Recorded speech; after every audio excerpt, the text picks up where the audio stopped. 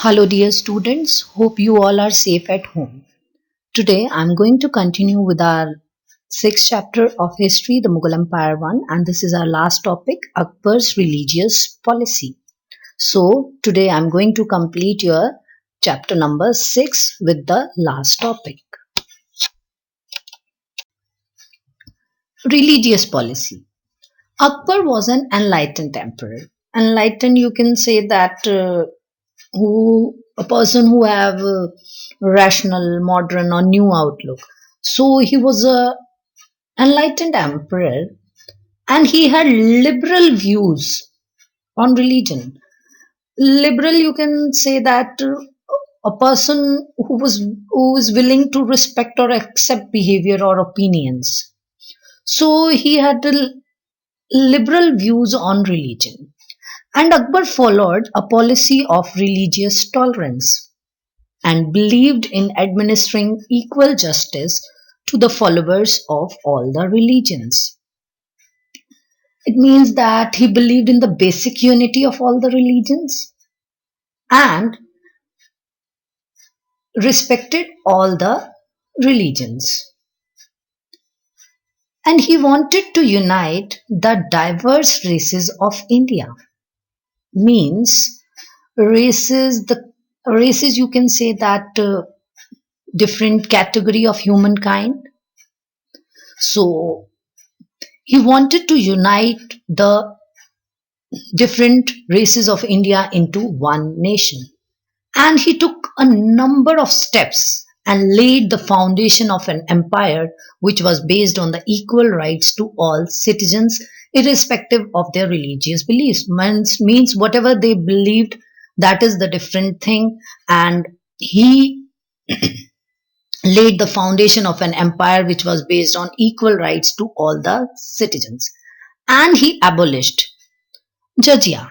Jizya was the tax which was imposed only on the non-Muslims, and they were required to pay the pilgrim tax.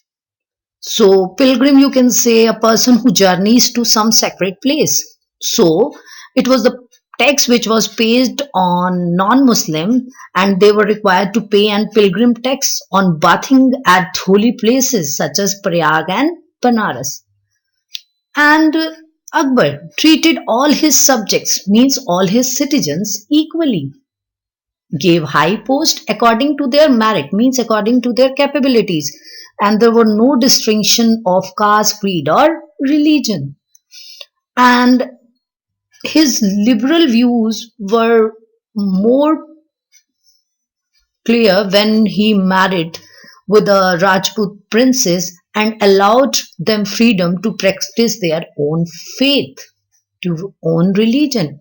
He also allowed them to celebrate Diwali and Holi, and he himself participate, or you can say take part in these festivals. And he gave land grants to persons of merit irrespective to their religious beliefs.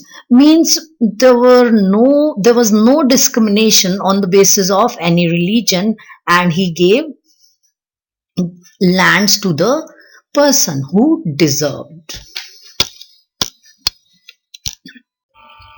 So, in 1575 AD, Akbar built Ibadat Khana at Fatehpur Sikri, his new capital, and this was the place where emperor invited religious scholars and teachers for the discussion on religious subjects. And he invited Hindu, Jain, Parsi, and even Christian scholars. And Akbar felt that all religions pointed towards one goal, one God. That is one goal, that is one God.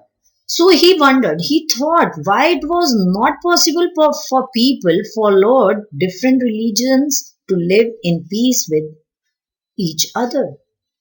So, after the comparative study of the different religions at the Ibadat Khana, Akbar found the way out.